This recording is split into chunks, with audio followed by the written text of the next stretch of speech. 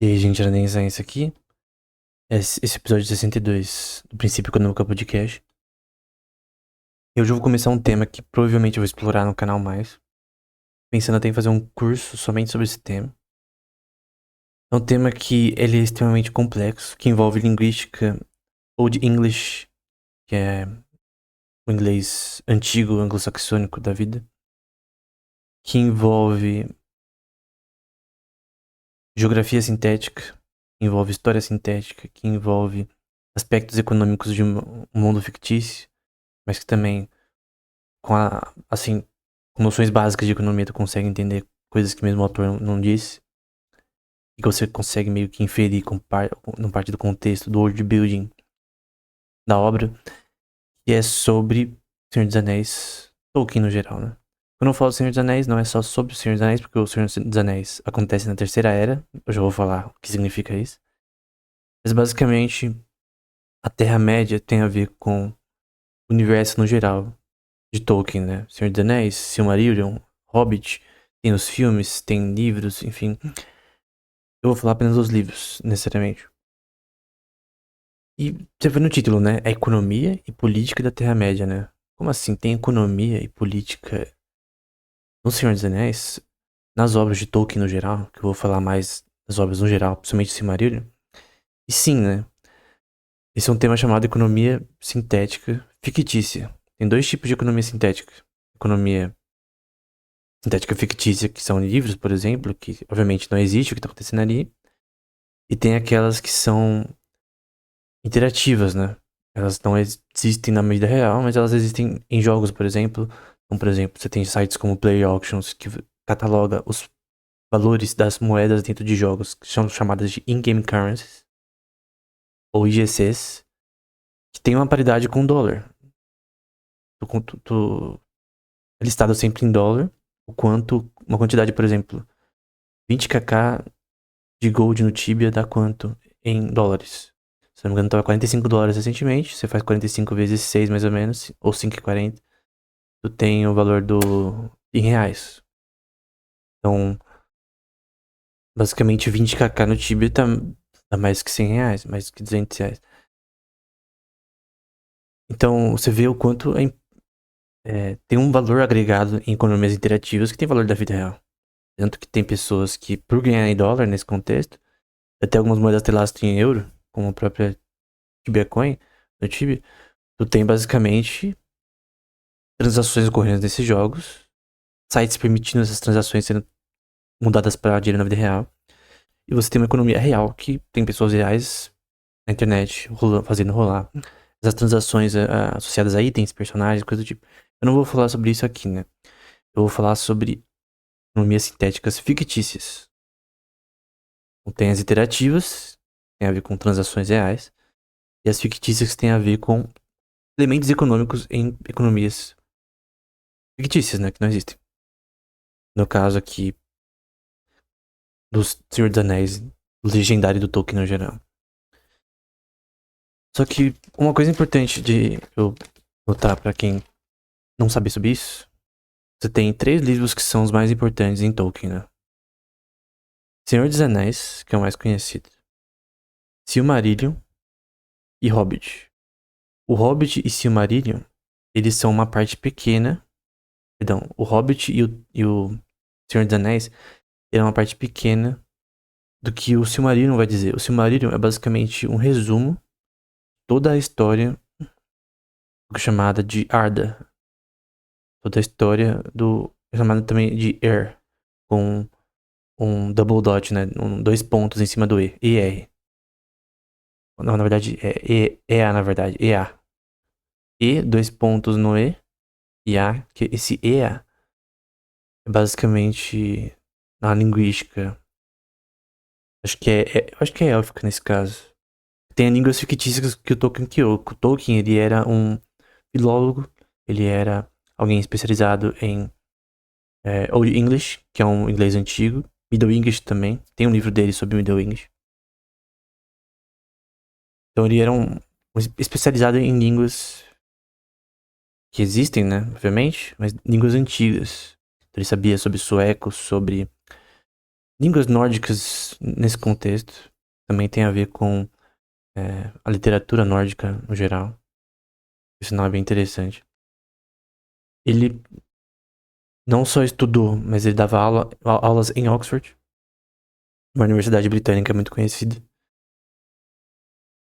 E ele era inicialmente isso, né? Ele era dessa área, relacionado a tanto literatura, nesse contexto. Então ele com certeza leu a Poetic Edda, Elder Edda, Prose Edda, que são literatura nórdica no geral. Até o próprio filho dele, Christopher Tolkien, que eu vou falar mais posteriormente, também estudou nesse contexto.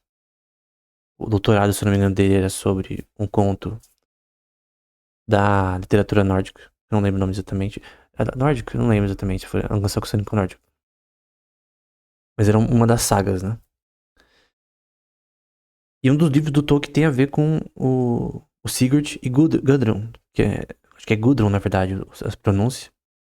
É uma história que tem a ver com a literatura nórdica associada a o Sigurd, que o cara que mata Fafnir, que é um dragão da literatura nórdica.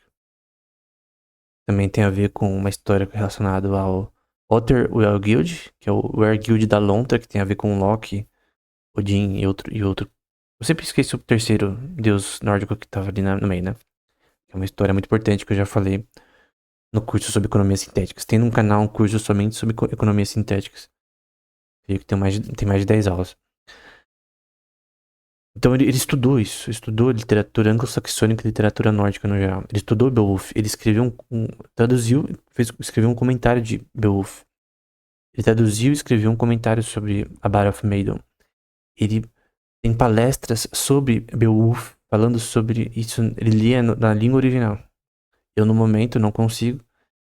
Eu já baixei livros sobre o tema e eu pretendo fazer curso sobre Old English, né? Até pra entender mais Tolkien. Mas, basicamente, ele era alguém especialista em linguística, no geral. E em contos de fadas também. No contexto dessas histórias, dessas mitologias nórdicas e anglo-saxônicas. Ele é um especialista nisso. E, de certa forma, tem uma inspiração, sim. Principalmente um texto escrito em Old English, em inglês antigo, chamado Letter of Alexander.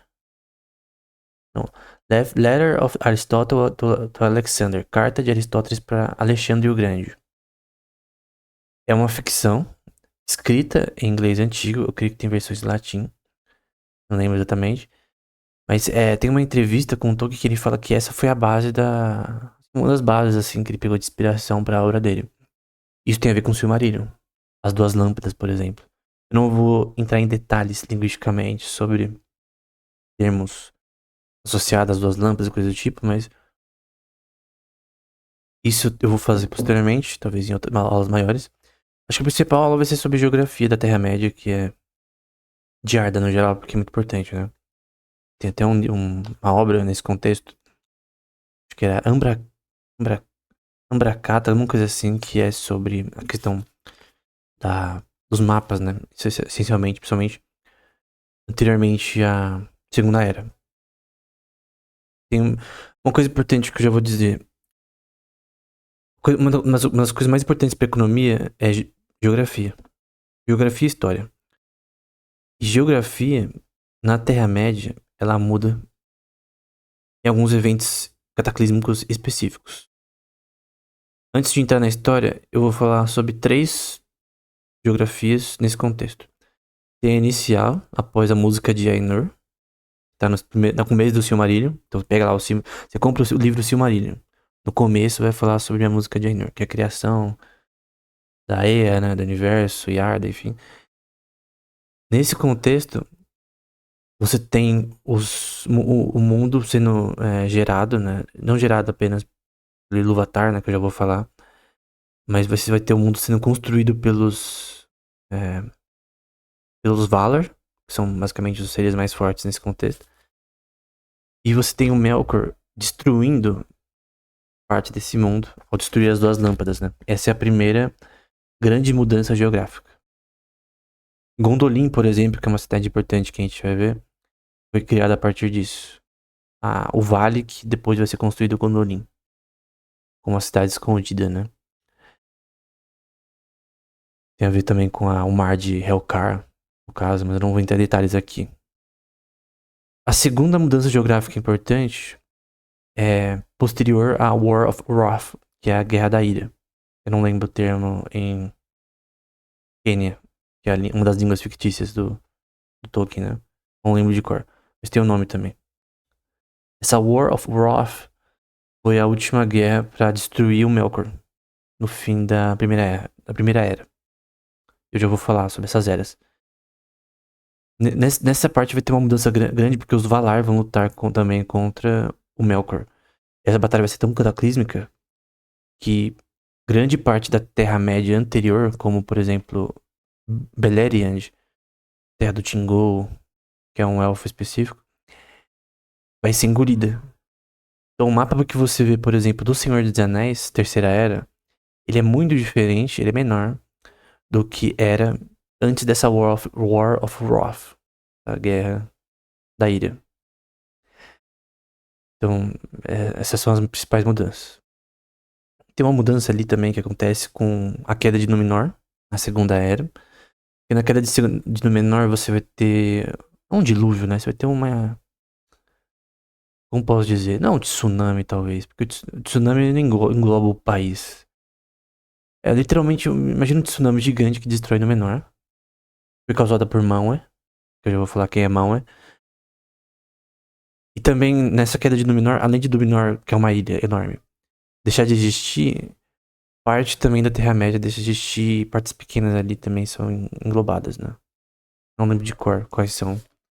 Mas essas são as mudanças geográficas que acontecem e você tem que saber. Elas são mudanças importantes, mas a principal é a primeira, né? Então a gente vai falar sobre o Ainundali primeiro, que é o começo do Silmarillion. Então você compra o livro do Silmarillion. No começo lá vai estar o Ainundali, foi escrito pelo Rumil. Rumil é um elfo de Valinor. Eu já vou falar o que é. Que ele é linguista. Tem um termo até em Quenya para linguista, em Sindarin também. As principais línguas nesse contexto de Tolkien é Quenya e Sindarin, né? E o Rumil ele vai escrever o Ainundali, que é a história dos Valar, Luvatar, Manwë, e é isso que eu vou dizer sobre agora. Então no começo só tinha Ilúvatar. Ilúvatar é o criador de todos os outros seres. Tem uma cosmovisão cristã, de certa forma, que misturada com uma mitologia nórdica. Eu não gosto, na minha opinião. Até também eu faço isso com o Narnia, do C.S. Lewis, né? De ficar misturando as coisas. Eu creio que tem a obra deles que tem uma cosmovisão cristã, inspiração até. Mas essa inspiração ela é muito leve. Se você tentar achar pontos teológicos nessa questão da história, como alguns já fizeram, eu lembro, tipo, antes de eu ler Hobbit, cara, antes de eu ver qualquer coisa sobre o Senhor dos Anéis, eu lembro de, no canal do Dois Dedos de Teologia, antes de ser só o Iago, né? Tinha outro também, que era o Felipe, acho que, não esqueci o nome dele, era um amigo do Iago que fazia com ele. Esse amigo do Iago, ele falou sobre a teologia de Tolkien, né? Eu não concordo em ficar misturando as coisas, né? E que se você consegue. Obviamente tem inspiração em algumas questões de inspiração, eu acho interessante, mas se você ficar misturando as coisas, tu vai chegar em problemas teológicos, né? Então é melhor. Ele tem uma inspiração, ele tem uma cosmovisão cristã de certa forma, mas ela é muito escassa. Não é substancial, na minha opinião. Mas Ilúvatar seria o maior nesse contexto, né? O Eru também, né? E tem outros nomes que se você pegar o Book of Lost Tales, que também são dados nesse contexto. Depois de Ilúvatar, a gente tem Manwë, que seria o mais próximo de Ilúvatar. Ao que me parece, ele parece ser criado também. Como os Valar. No caso, o Ilúvatar ele não é criado, ele tecnicamente acho que sempre existiu. Mas o Manwë parece ser criado, né? Ele também parece não ter conhecimento do mal. Ou seja, eu creio que tem uma diferença de essência entre Ilúvatar e Manwë. Ao que me parece, do ponto de vista mitologia. Então, obviamente aqui é uma mitologia, né? Havá, né? E aí, Eru, ele primeiro, antes de criar o mundo, qualquer outro tipo de coisa, até a própria Ea, talvez, você tem a criação dos Valar. Os Valar são os seres mais fortes ali nesse universo. Tem o Mandos, que é o cara que tem, tipo, se fosse um da mitologia grega. Agora eu sempre esqueço o nome, é o Hades, né? Como se fosse o Hades, ele tem o Reino dos Mortos, né? Ele tem chamado que é o House of Mandos, né? Que é onde Melkor fica preso posteriormente. Tem a Vaira, que é a que cuida do tempo, né? Lórien, também vai ter uma cidade com esse nome. Que é a mestra das visões e dos sonhos. Este, que é da cura. Orome, que é um grande. É o que eu mais gosto, que é um grande caçador. Vana, que é sempre jovem. Você tem a Yavanna, que é a esposa de Auler, que é associada ao cultivo, né? Essa Yavanna. Até as duas árvores têm a ver com ela. Eu já vou falar o que é. Tem a ver até um pouco com o Elder Ring, né? Essa questão das árvores. Também um pouco de inspiração aí do George Martin aí, da questão do Elder Ring. O Auler, que era associado a crafting, era tipo um ferreiro da vida. O Ulmo, que é associado a águas. A Varda, que era esposa de Manwë. E entre os Maia. Não, perdão, tem o Tutucas também, que era um lutador. A Nessa, que era aquela que. Acho que da natureza, né? Aquela que runs with the deer. Aquela que corre com os. Deer é. Esqueci o nome em português de deer. Acho que é viados, né? O animal, né? E Niena é The Mourner, que é a que chora, que lamenta, né? Tanto que o meu cor vai chorar pra ela posteriormente. E o Merkel era no mesmo nível do Manwë, né? Em questão de poder. O mais forte era o Manwë e o Melkor são os mais fortes aí. O Melkor, ele vai ser alguém que vai se tornar um vilão, né? Então, o que vai acontecer no Ainundalho? Você vai ter a música de Ainur, que é basicamente a música da criação. E tem uma intenção dessa música em relação ao Ilúvatar, mostrando pros Valar a intenção da criação de Arda, do mundo, né? Da Terra-média, dos elfos posteriormente, do Nedain, que é pronúncias erradas aqui, tá? Os Dúnedain, que são os humanos posteriormente. Acho que é Atari o nome dos humanos. A Dani ou Atari dos humanos o nome em Quenya? Não lembro mais. Mas enfim. Os Elders são os elfos. Eu lembro que os Elders são os elfos. Mas basicamente o que acontece é que tem essa intenção na música e o Melkor não gosta. O Melkor, ele vai se dar com alguém arrogante que ele não gosta da intenção da música porque ele queria fazer as coisas ele mesmo. Ele queria ter mais poder do que os outros Valar e talvez mais que Manwë e talvez mais que o próprio Ilúvatar. Então o Melkor, ele tinha inveja de todo mundo, basicamente. Acho que a inveja é a coisa mais básica do Melkor. Ele também tinha o... Ele não gostava do Ilúvatar. Ele vira no fim um niilista, né? O que é um niilista? É alguém que, basicamente, ele é contra o Criador, né? De certa forma. Tanto que se você for ver a música dos Nazgûl, tem a língua correta da música dos Nazgûl, não lembro exatamente.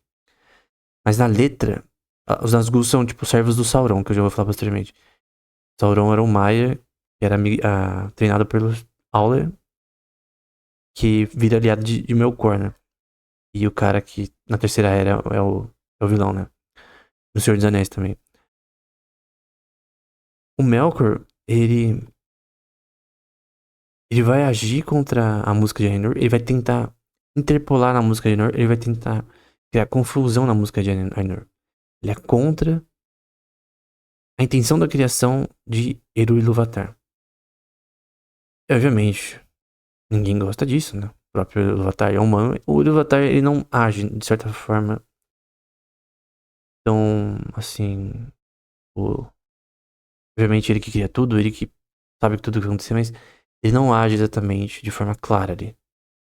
Normalmente é mão que age mais, embora o Iluvatar é o que tá controla tudo no fim, né? Só que, e também, posteriormente, é dada a questão de que os Valar, eles teriam que agir nessa criação pra moldar ela. Ajudar ela também. Os seus problemas. E Melkor, ele fica tão puto, né? Tão bravo. E depois dessa música, você vai ter, que é chamada de Arda. Tem dois continentes, que é... Não, na verdade, eu acho que tem a separação dos continentes posteriormente. Eu não... Tô pra ler ainda o livro dos mapas da Terra-média, que é uma autora que escreveu sobre, e eu vou... Eu dei uma olhada, né? Mas eu vou ir com mais detalhes. Eu não vou falar aqui sobre a geografia de Tolkien ainda. Ter um podcast ou talvez um vídeo com slides, né? Sobre a geografia de Tolkien. Mas o que acontece é que vai ter uma coisa chamada duas lâmpadas. Tem um nome certinho das duas lâmpadas. Acho que é Teperion, o nome original das duas. Agregado, mas tem o nome certinho. Acho que é uma das duas é normal, outra tem outro nome. Essas duas lâmpadas, elas basicamente são a base desse mundo, né? O que dá luz pra esse mundo e é o que dá vida, de certa forma, né? Porém, o Melkor, ele fica tão bravo que ele destrói as duas lâmpadas sozinho. Não confunda as duas lâmpadas que eu tô citando agora com as duas árvores posteriores de Havana. O que acontece é que ele destrói essas duas lâmpadas e a geografia de Arda é mudada. Ponto que você tem o mar de Helcar e outro mar também no sul, que vai ser alterado graças a isso. Na primeira versão do Book of Lost Tales, as duas lâmpadas fisicamente foram destruídas e aí você tem elas, acho que derretendo e aí causando isso, como se fosse o nível do mar descesse, né? Como no mar de Helcar. Tem o oceano também, não sei se o nível do oceano exatamente. Acho que não descesse. Mudasse a geografia, né? Eu tô tentando citar de cor, mas no Book of Lost Tales tem essa versão inicial. Mas na versão do Silmarillion é diferente. Só que uma coisa importante nisso, da destruição das duas lâmpadas, é que isso cria geograficamente o vale, também a defesa desse vale que fica conhecido como Gondolin posteriormente. Tem os outros nomes específicos, em Quenya e Sindarin, mas fica conhecida como Gondolin, que é uma cidade que o Turgon vai, em certo momento, e que o Ulmo fala pra Turgon e o Finrod criarem tanto duas cidades escondidas, tanto Gondolin como Nargothrond. Nargothrond, que é bem longe de Gondolin, tá? Ele é à esquerda de Doriá. Tanto Doriá quanto Nargothrond, eles são engolidos posteriores à Guerra da Ira, que é a War of Wrath, que o Melkor cai. Na Segunda Era. Perdão, Segunda Era? Não, Primeira Era. No fim da Primeira Era. Primeira Era é o Melkor, ainda. Na Segunda e Terceira Era é o Sauron, que é o principal. Na prática, né? O Silmarillion trata mais da Primeira Era e da chamada de Ano das Árvores. O Ano das Árvores, ele vai ter antes uma coisa que é chamada de Spring of Arda. Spring of Arda vai ser a criação e tal, a Ea sendo criada. Até o termo Ea tem a ver com Let It Be, que seja, né? Uma referência a Gênesis. Então, aquela referência de haja luz, mas não seria só o haja luz, é o haja, né? Venha a existir, é o Ea. E com dois pontos em cima, né? E a é a criação, né? Let it be. Então, essa geografia é mudada. Melkor não é destruído ainda no momento, né? Parece que os Valar não podem ser destruídos, né? Uma coisa que o Ilúvatar colocou neles é uma chamada de Imperishable Flame. Imperishable, né? Que nunca perece. Eles são eternos. Os elfos também, de certa forma, esses elfos podem morrer, mas eles podem voltar depois, tá? No Book of Lost Tales, o Christopher Tolkien fala que os elfos eles morrem, mas eles podem voltar depois de alguma forma lá. Sei lá, se é uma reencarnação, é um negócio louco lá. Os seres humanos, não. Eles morrem e acabou. De certa forma. É um presente pra eles, né? No caso. O dom da morte. Pra mim não faz sentido, né? Mas enfim. Até depois alguns. Os caras de Númenor ficam bravos por causa disso. Não é um presente, na minha opinião, mas é a visão do Tolkien de morte, né? Bom, o Melkor faz isso, depois é reconstruído duas lâmpadas com uma coisa chamada Duas Árvores em Valinor. Valinor, agora a gente tem uma diferença que tem a Terra-média. No oeste é um continente e outro continente chamado. É... Merda, esqueci. Eldamar. Eldamar, ele fica perdão, o Eldamar fica ao oeste e Terra-média fica ao leste. E entre eles fica um mar.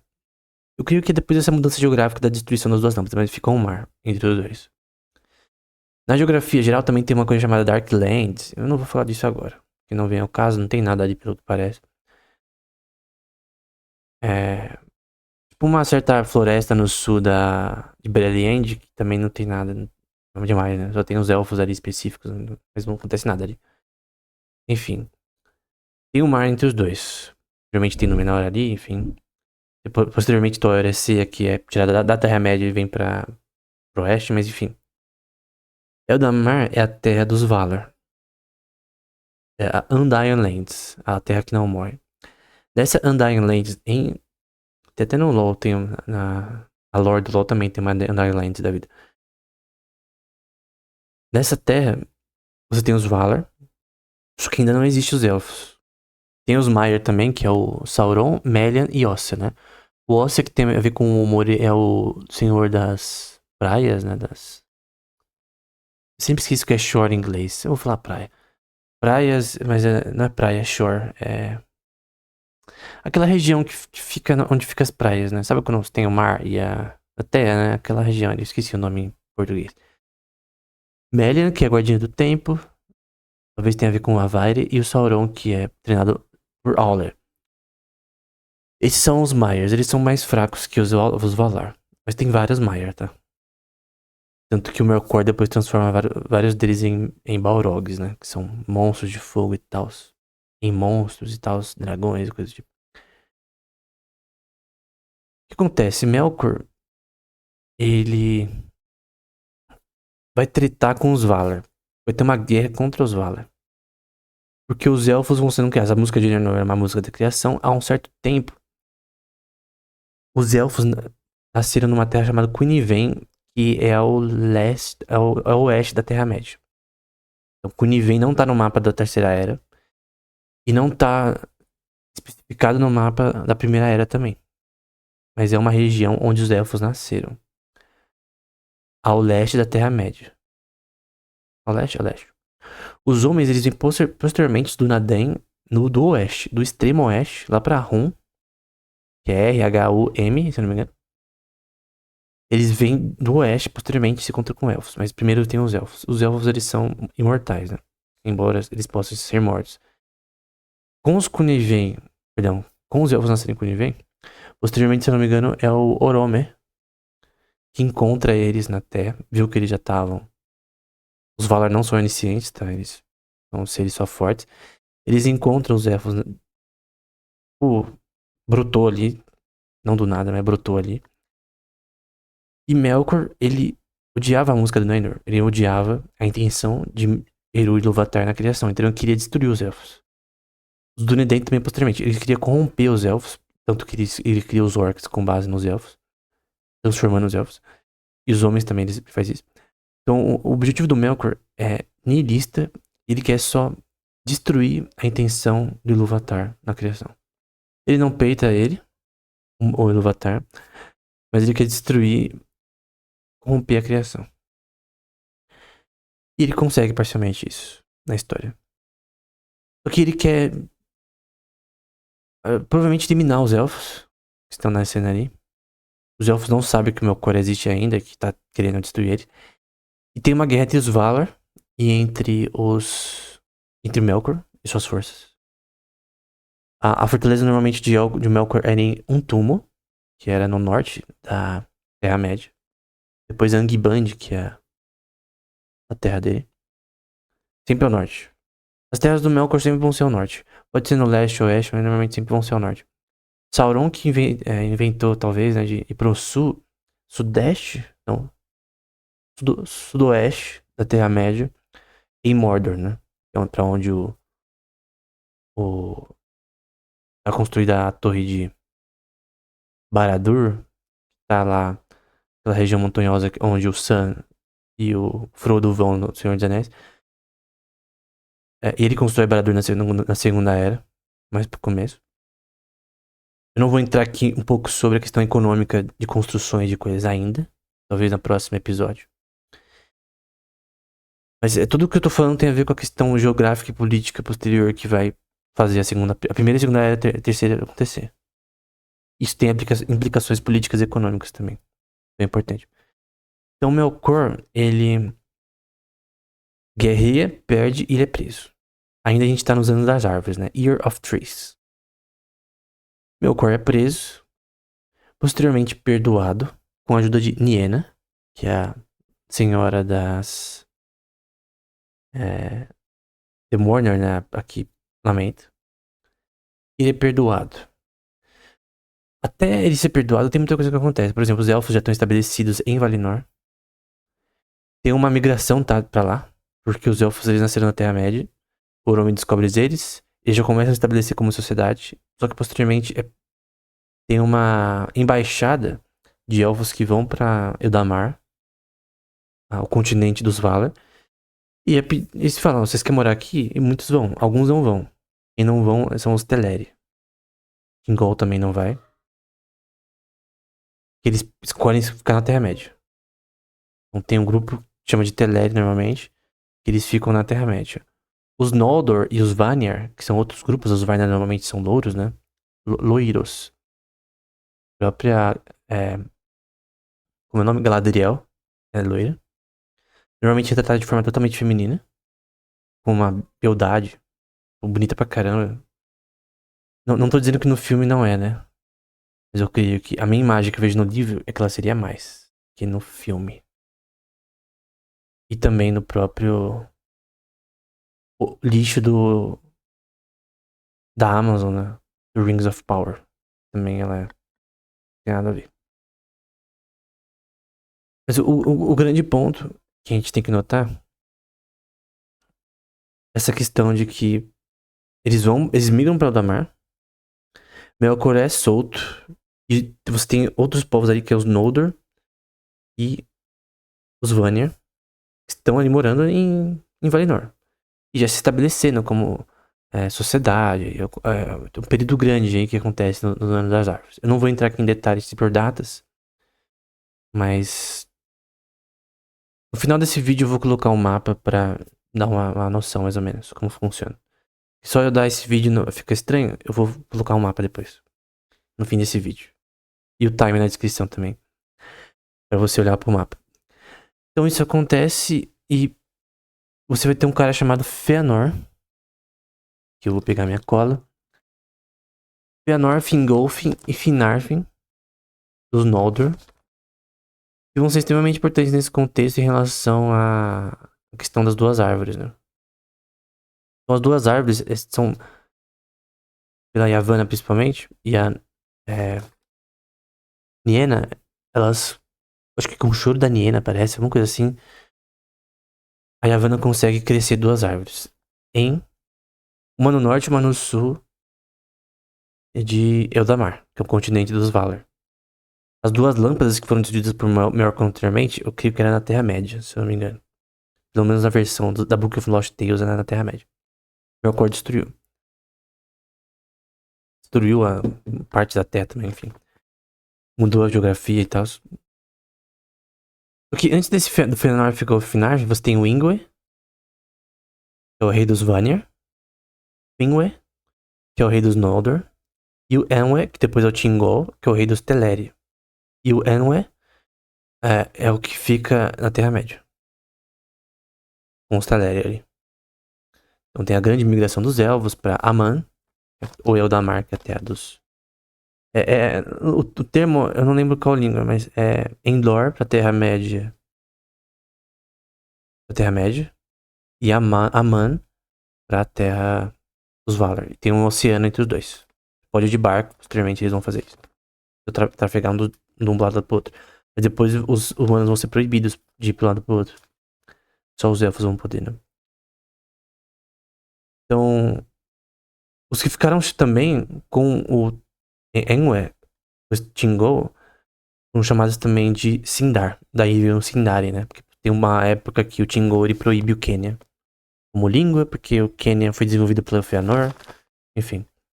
Mas o Enwe, ele é o Tingo. Depois eles casam com o Melian, que é uma Maia, como eu já falei anteriormente. É uma Maia como o Sauron. Eles fazem a morada deles, um lugar que ficou chamado de Doriá, Beleriand. E obviamente você tem uma questão que eu não vou falar ainda, de uma construção da sociedade ali do ponto de vista econômico. Então, sistema de caça, sistema de pesca, sistema de produção de joias, de matéria-prima, de construções físicas, né, de torres. Então, por exemplo, você vê aquela torre lá, acho que é da primeira era, do, do Saruman ficava. Cara, aquilo ali é... Você tem que ter um mínimo de capital e recursos pra construir aquilo ali, pessoas pra construir aquilo. Não é simplesmente do nada, por magia, né? Então você tem um sistema econômico que eu vou falar mais posteriormente, com detalhes, que é predicado nessa obra, né? Os Teleri, eles aprendem a construir barcos, eles transformam a matéria-prima para transformar em barcos, com Osse os ensinando, ao ponto que eles conseguem também, posteriormente, fazer essa navegação de um lado para o outro.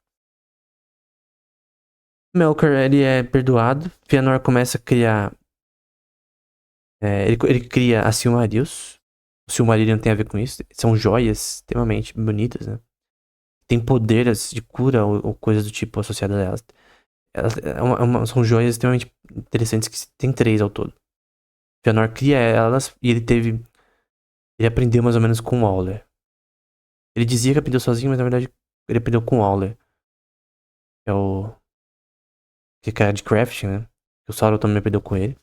Por isso que o Sauron fez os Anéis do Poder, porque ele ensinou alguns elfos para fazer o Anel do Poder. Porque ele aprendeu com o Auler essa parte, né? Então o Fëanor, ele cria esses Silmarils.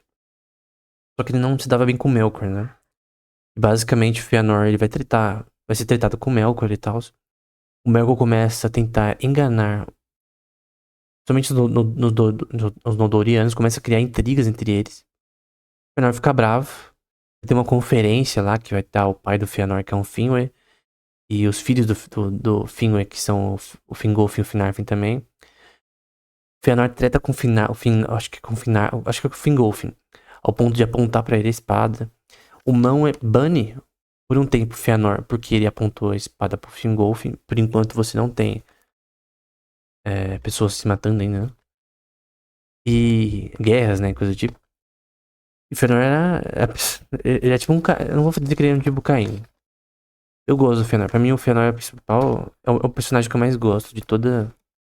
Por enquanto, né? De toda a obra do Tolkien, né? Ele é o mais humano, né? Ele comete erros e tal. O fim dele não é feliz. Mas eu creio que o Fëanor é um bom personagem.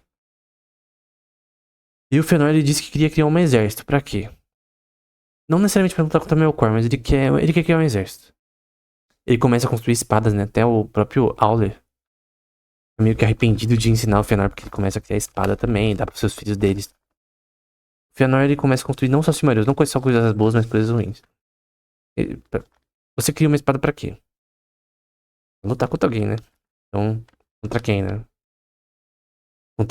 A gente vê no futuro que é contra o próprio povo também. Tem esse conselho, ele é banido, depois ele volta porque o Mão ele dá uma festa, né? O Mão ele queria Fëanor, todo mundo se desse bem novamente. Aí tem uma festa, eu não lembro exatamente o lugar. Obviamente em Valinor, naquela região. Durante a festa, antes disso o Melkor, ele foi, lembra que ele foi perdoado? Ele foi pro sul, um lugar chamado Avatar, com H, não é sem o A. Embora quando você põe no Google Avatar com H, não aparece Avatar ainda de Aang, né? Mas então é o Avatar de Aang. Ele vai ao sul de Eldamar. Eldamar é uma terra que parece... Parece as Américas sem aquela parte do Chile. Mais ou menos isso. É uma Américas um pouco menor do seu leste. Não, do seu oeste. Como se fosse cortada. E ao norte e ao sul você tem as duas árvores. Que é o que ilumina e dá vida pra aquela terra também. tem a ver com a Yavanna e a Niene, né? Na construção das duas árvores. Que é o que substitui as duas lâmpadas. É uma cópia das duas lâmpadas. Não é igual, mas é uma cópia. E basicamente, o, o Melkor, ele vai encontrar uma personagem chama Ungoliant. A forma da Ungoliant é de uma aranha, mas eu não sei exatamente. Eu já vi vídeos falando sobre a Ungoliant. Eu tenho que ler mais ainda, que tô ainda lendo a história da Terra-média. Terminando ainda. Vai falar um pouco mais sobre ela, mas no Silmarillion, ela é tipo uma aranha gigante que cospe veneno.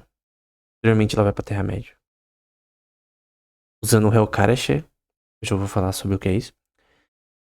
Mas basicamente ele, Melkor e Ungoliant destroem as duas árvores. Um do norte e outro do sul. Enquanto tinha essa festa em que Fëanor e Fingolfin fizeram as pazes, né? Uma festa do Mão e deu certo. Eles destruíram as duas luzes. Só que eles não destruíram só apenas as duas luzes.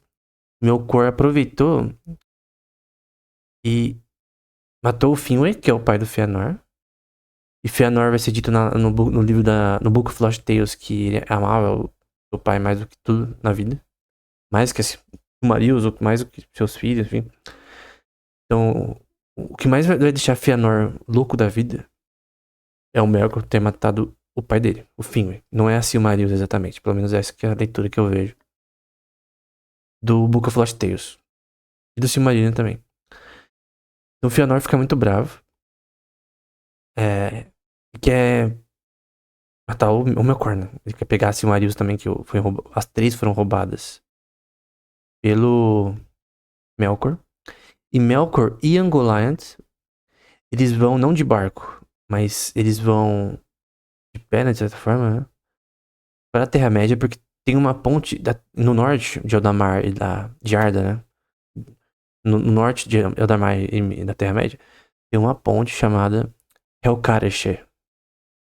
É um nome bem esquisito, mas que tem, no último E tem 2 pontos em cima. É basicamente Ice Bridge, que é uma ponte de gelo, que liga os 2 continentes, e elas foram passando por lá. O que acontece é que aí, é muito inseguro você passar por ali pra você ir pra Terra-média. Então os Noldor, liderados pelo Fëanor que estava se proclamando rei, posteriormente a tudo isso, ele basicamente ele não vai usar essa tática, ele vai usar barcos, só que ele não tem barcos. Quem constrói os barcos não são os Noldor, não são os Vanir, são os Teleri. E parte dos Teleri que estavam em Doriath, na Terra-média, em Beleriand, eles... tem até outro termo que é os... não lembro o nome. Aqueles que... Os Sindar, que eles vão pra... Eles criam barcos e eles vão pra... Eles voltam pra região próxima a Taorecea, que é uma ilha perto da Baía de Eldamar. No continente chamado Eldamar, né? Ou Aman. Então tem alguns dos Teleri que eles foram da Terra-média e foram de barco até aquela região. Eu acho que é posteriormente que tem aqueles também que vão com Taorecea, né? Porque Taorecea é uma ilha que na verdade era parte da Terra-média. E o Ulmo vai puxar essa ilha, ele vai levar essa ilha até a Terra-média. Aí alguns elfos vão, entram ali, sobem ali na ilha. E ele traz essa ilha até perto de Eldamar, ao invés de barco, né? Só que naquela região, não na ilha, não em Taorecea, tinha alguns Teleri. Eles viviam mais ou menos ali nas margens. Lembrei o termo pra shore, margem. O Ossi é o senhor das margens. Eles viviam ali e tinham barcos. O Fëanor, com os Noldor, ele chega nos Teleri, que era mais ou menos ao sul, eles falam, ó, eu quero seus barcos porque eu quero ir pra Terra-média. O Melkor matou meu pai e tal, o Finwë. Eu só quero seus barcos, só isso. E basicamente falou, ou o barco ou a vida. Os Teleri não queriam, aí ele tirou a vida deles, né? É o que é chamado de primeiro Kingslaying. É o First Kingslaying, que basicamente é a primeira vez que tem uma matança do próprio povo. Ambos povos eram elfos, né? Os Noldor e os e os Teleri, né? Então, o que ele fez foi uma liga, obviamente. Pega os barcos, não consegue levar todo mundo porque não cabia todo mundo no barco.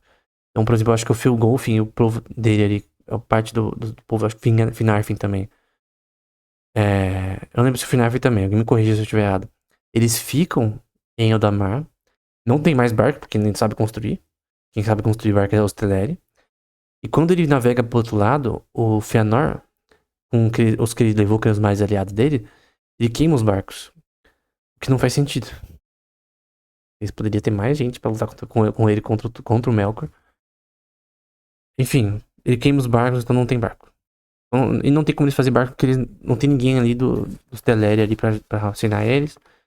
Não parece que o Ulmo ia ensinar eles o Osse, que é o senhor das margens, que ensinou os Teleri a criar barcos. Teleri que eram da Terra-média, por isso Teleri, né? Até o termo Teleri tem a ver com isso.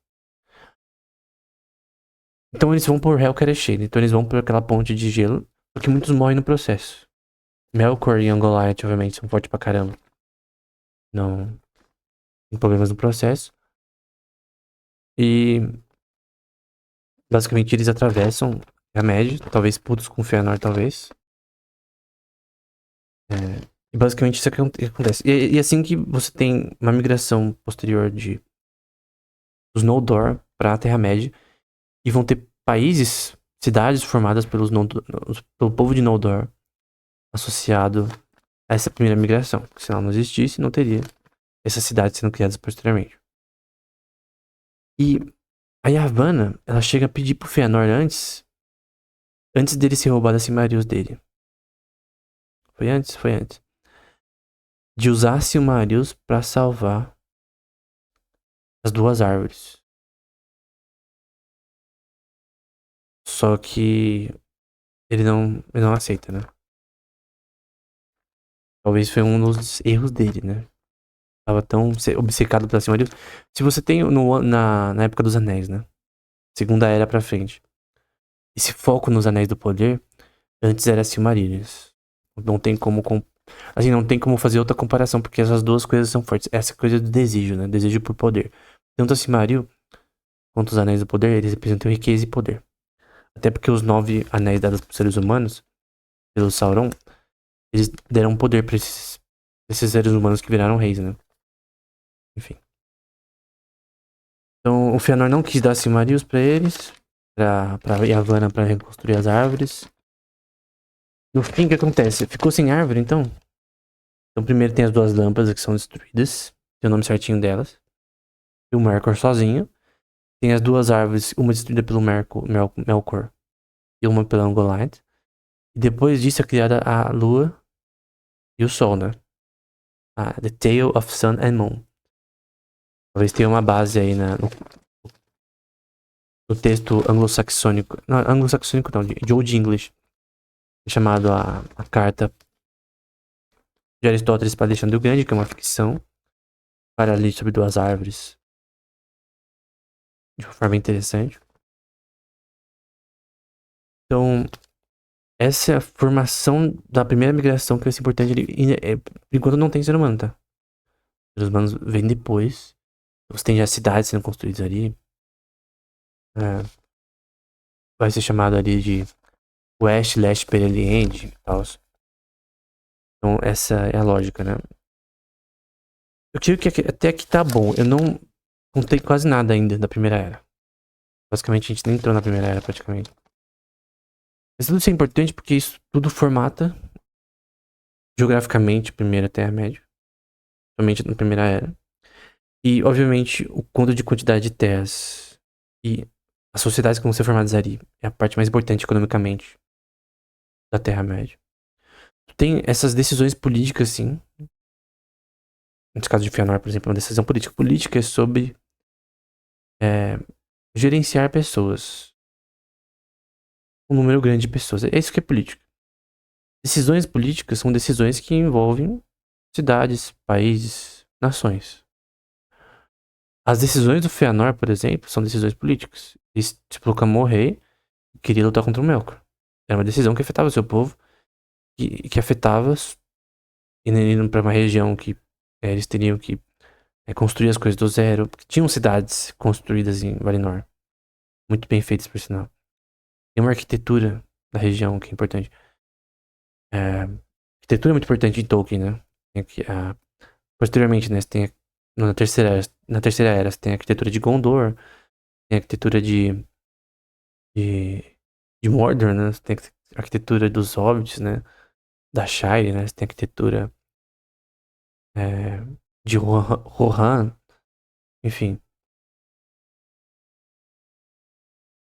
Nesse caso, o grande ponto é que você tem vários elementos econômicos nesse contexto já. Eu não tô falando de transações ainda, principalmente no menor a gente vê essa questão, por exemplo, no menor ficou muito rica, da questão da prosperidade da terra em questão de cultivo.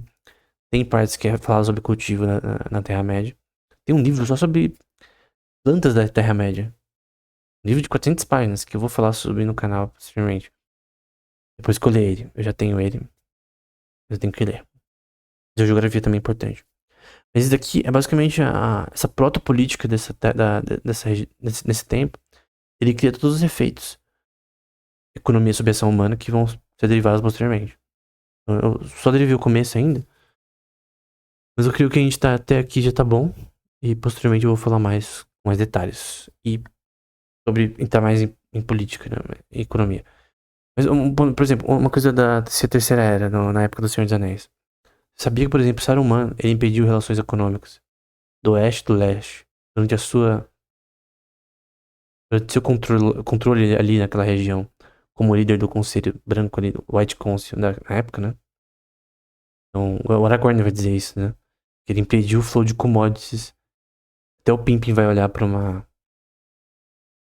um barril de uma certa colheita, não lembro da commodity específica, se era trigo ou milho. Mas dá pra ver que era de um ano atrás e que não tinha flow de commodities de uma região pra outra. É uma decisão política de um Maiar chamado Saruman. Só que, se eu falar isso pra você, se você saber todo o resto da história anterior, você não entende por que essas coisas estão acontecendo. Então eu creio que seria errado eu falar, por exemplo, só de Senhor dos Anéis, porque todo mundo já sabe, e falar de trás, do Silmarillion. E o livro que mais tem política é o Silmarillion. E implicitamente a economia também. Por exemplo, a construção de Gondolin. Teve a ajuda do Humo. Você tem um Valar ajudando com mão de obra, né? Trazendo mão de obra pra construção de Gondolin. Nargothrond eu acho que não. Também é uma cidade escondida. Você tem dominações políticas que geram destruição de capital, que geram falta de prosperidade por parte das nações, que muda a sociedade completamente, a função de produção das cidades, a agricultura possível por regiões dominadas por Melkor em certos estágios da Primeira Era. Então tudo isso é importante para a gente ter a economia política de Tolkien, né? Agora eu vou falar um pouco mais sobre os mapas, né? Só que com imagens. Agora eu quero apenas terminar, né? Eu tinha apenas a Primeira Era, não sei, sem muitos detalhes. Queria discutir um pouco sobre o mapa, né? Aqui é um mapa, por exemplo, da Terceira Era. Então você vê aqui Mordor, você vê a Baía de Belfalas, Gondor, Rohan, você vê ali em cima Arnor, norte. Você vê essa região montanhosa que é chamada de Mountains, né? Em que perto você vai ter, mais pra ao oeste, né? A Shire, que é onde começa a história do Bilbo Baggins, Frodo e Sam. Você tem lá pro oeste Rhovanion, Mirkwood, né? Tem o Rei dos Elfos nessa região, por exemplo. Também aparece no Hobbit também, que é onde eles ficam perdidos, né? O Hobbit e sua trupe, né? Com os anões, né? Só que não é desse mapa que eu quero falar. Eu posso falar sobre ele posteriormente. É claro que você tem relações econômicas aqui. Você tem, obviamente, rotas comerciais que deveriam ser importantes para commodities. Você tem, obviamente, relações de importação e exportação que acontecem em algumas obras que eu vou discutir posteriormente da Terra-média. Da história da Terra-média. Não exatamente no Silmarillion, Senhor dos Anéis e Hobbit. Mas uma coisa que é importante. Sempre quando você analisa uma economia de um sistema sintético, o autor não precisa dar todas os detalhes. Porque por ser uma sociedade, por ser agentes numa sociedade que consomem, e produzem, tu já tem que ter relações econômicas, obviamente. Tu pode derivar elas com leis econômicas básicas. Mas aqui eu vou pra Beleriand, é um mapa que eu tenho em mente. E aqui é um mapa que normalmente você não vê. Não tem Eldamar aqui, tá? Eu vou mostrar Eldamar e Eltrava. Então você vê que é bem diferente. Por exemplo, termina aqui em Ossiriend, o que a gente vê posteriormente. Aí você vê, por exemplo, o Tar in Tonight, que é uma área florestal enorme. Eu não vi muito sobre ainda. Nas obras de Tolkien. O Silmarillion não fala muito, mas que tem normalmente, eu acho que Dark Elves, parece. Tem Doriá, que é a região do Tingol. Normalmente as forças de Melkor ficavam mais pro norte aqui. Pro norte de West Beleriand. Você tem Nargothrond, que vai ser fundada por Finrod. Você tem Gondolin. Lembra aquele mar de Helcar que eu falei? Das primeiras 2 lâmpadas que o Melkor destruiu sozinho? Gondolin, a região, do ponto de vista geográfico, foi criada por essa ação de Melkor, né? Então, tem outras também estruturas que vão ser criadas por conta disso.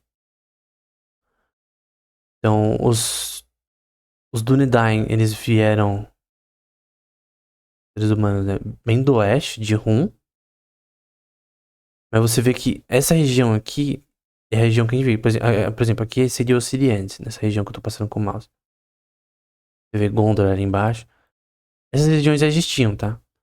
Aqui, no mapa posteriormente a War of Wrath, no fim da Primeira Era, a queda de Melkor, você vai ter parte do mapa que tinha aqui engolido nessa região que tá com o mar.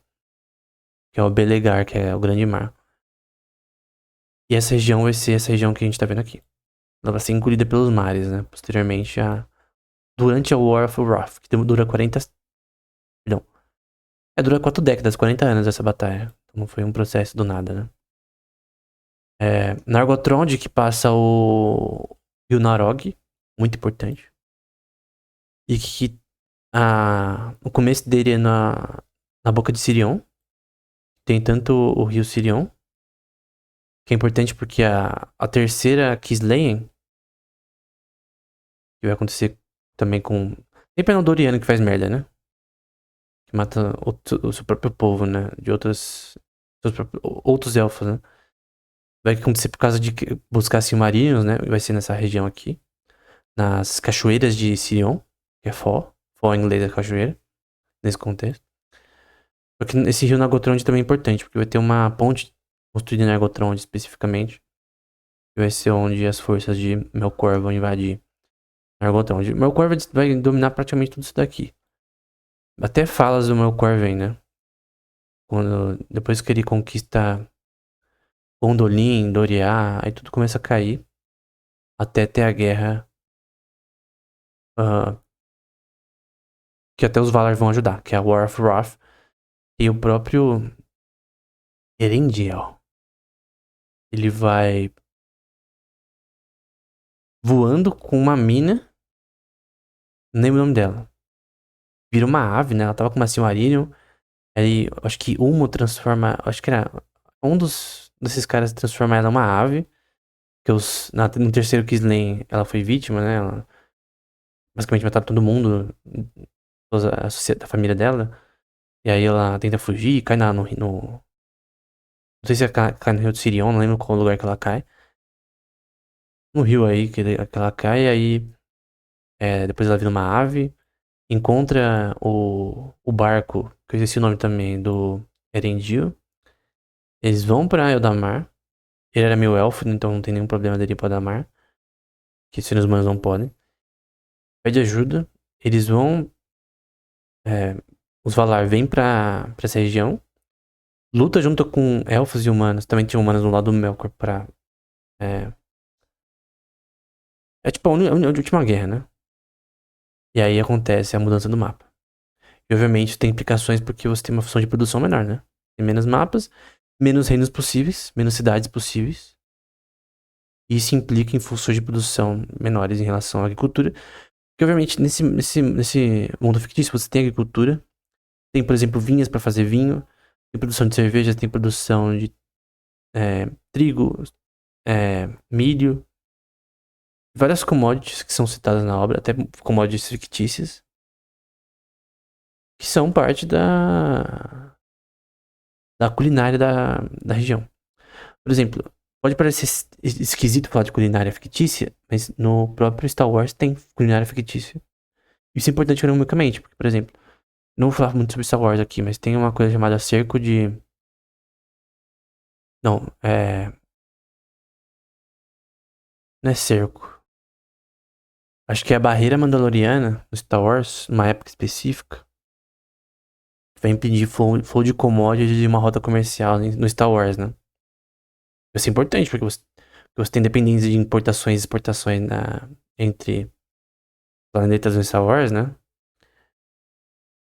Que por conta dessa divisão aí, atrapalhou o flow de commodities, né? Criando falta de comida na própria. Tô esquecendo nomes aqui. Na própria. Nossa, esqueci o nome da principal cidade do Star Wars. Planeta, na verdade. No Inner Ring. Não lembro, não lembro. Eu tive que lembrar tanta coisa da Terra-média agora que eu tô confundindo. A principal ali. Eu vou até pesquisar aqui porque eu não posso deixar passar. Basicamente tirou o flow de commodities. O que não é muito diferente de um cerco que acontece também. Vários cercos acontece também em batalhas aqui na Terra-média, né? Deixa eu aqui. Planet, Main, Star Wars. Eu realmente não tô conseguindo lembrar o nome de cor. Coruscant, ponto. Coruscant não tinha um flow de commodity suficiente pra Coruscant, e aí é isso. Basicamente é isso que aquela barreira mandaloriana criou naquela época específica. Eu tenho em mente. O grande ponto é que relações econômicas são importantes nessas obras e elas acontecem. E elas são centrais, né? E o autor não precisa, assim, falar muito sobre o tema, necessariamente. Por exemplo, se o autor fala que tem vinho e vinhas, tem produção e consumo de vinho. Tem trading de vinho. E assim sucessivamente com N commodities dentro da obra. Tem ouro, tem prata, tem diamantes na Terra-média. Tem commodities como mithril, que era produzido por anões. Tudo isso daqui é importante. Então, se não me engano, a região dos anões era Estolade, né? Eu não lembro de cor. Eles atacam Doriá, eles que matam o Tingol, por exemplo. Tingol comissiona uma espada com uma Silmarillion que eles pegaram. Foi Beren Luthien que conseguiu dar pra ele, né? Beren e Luthien que foram morar aqui no Rio Tongalen, perto de Aduran. Eles vão lá pra os Sirianes, né? Morar eles dois. Eles pegaram a Silmaril do Melkor, não vou explicar aqui com detalhes a história deles, mas é, tava em Doriá. E os Noldor atacaram Doriá pra pegar a Silmarillion. Então, acho que é o Second Kingslayer, se não me engano.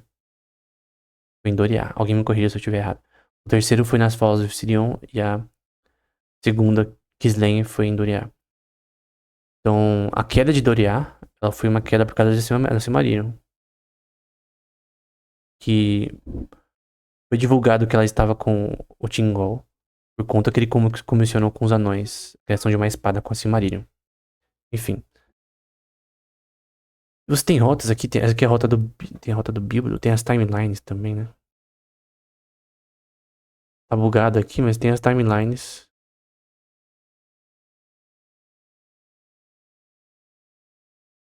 Vou ir pro mapa. Ver aqui pra timeline. Tem as timelines desde a Primeira Era. Desde quando os elfos acordam em Cuniven. E ó, os Valar com o cerco de um túmulo, que era a terra do Melkor. Melkor capturado e destruído em 1099, no Ano das Árvores. Aí você tem os seres humanos acordando em Yudorin. Mas enfim, basicamente essa é a lógica. É, eu não vou falar sobre essa parte ainda. Eu vou falar um pouco mais posteriormente sobre a Primeira Era. Mas basicamente isso. Esse é um resumo. É um resumo de tudo. É um resumo de como funciona o início da Terra-média e como funciona mais ou menos o mapa da Terra-média. Não tem o da Mar aqui. Não tem mapas mais importantes também associados ao início da Terra-média de fato. Eu creio que é um tema muito importante, a economia da Terra-média. É um tema que eu tô escrevendo sobre, que eu já publiquei um, sobre economia de Senhor dos Anéis, Silmarillion, sobre o Hobbit também, que é menor. Mas enfim, é isso.